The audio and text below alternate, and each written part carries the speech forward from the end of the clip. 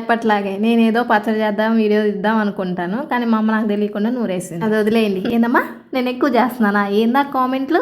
మరి ఎద్దులాగా ఉన్నావు, వంటలు చేయడం రానట్టు ఎక్స్ట్రాలు చేయమాక అని 2-3 కామెంట్స్ వచ్చాయి. నాకు వంట చేయడం రాదు అని నేను చెప్పలేదు. వంట చేస్తా, కానీ దాంట్లో ఉప్పు కారమో ఎక్కువ వేస్తాను, ఒక్కోసారి బాగానే వస్తుంది అని. ఆ రోజు ఎలా టేస్ట్ వస్తుందో అదే చెప్తున్నా. అంటే ఇప్పుడు టేస్ట్ ఎలా వస్తే అలా చెప్పడం తప్ప, నేను చేసింది ఎట్టున్నా సరే భలే వచ్చిందని చెప్పి మీకు ఊరిచ్చాలా? నిజాలు చెప్తే ఎవరు నమ్మర్రా. ఓవర్ యాక్షన్ చేస్తున్నాం అని పేరు ఒకటి. నేను ఎవరిని ఒక్క మాట కూడా అన్ను. మీరు అంటారా, నేను దానికి సమాధానం చెప్తా అంతే. నా మాటలు చేష్టలు నా మూతి మొక్కు మీకు నచ్చకపోతే వదిలేయండి, నాట్ ఇంట్రెస్టెడ్ కొట్టేయండి. నా బాధ మీకు ఉండదు. నా జిఎస్ఎం పిల్లని మీరు కొత్తగా చూస్తుంటే మీకు కొత్తగానే ఉండిద్దేమో. ఒకసారి జిఎస్ఎం పిల్ల పేజ్ చూసి మాట్లాడండి ఏదైనా. I can't love my haters so I hate you. సరే కానీ మీకు ఎవరికైనా రీసెల్లింగ్ ఇంట్రెస్ట్ ఉందా? అంటే ఇంట్లో ఖాళీగా కూర్చున్నాము, ఆన్లైన్ లో శారీలు డ్రెస్సులు అమ్మేసి డబ్బులు కొంచెం సంపాదించుకుందాం అనుకుంటున్నారా? నాకు కూడా రీసెల్లింగ్ గురించి ఐడియా లేదు. అయితే 299 రూపీస్ పే చేసి ప్రియాస్ క్లాజెట్ వాళ్ళ దగ్గర నేను రిజిస్టర్ చేయించుకున్నాను. వీళ్ళు ప్రతి వీకెండ్ ఒక వర్క్ షాప్ కండక్ట్ చేస్తారు. అందులో రీసెల్లింగ్ గురించి అన్ని విషయాలు చెప్తారనమాట.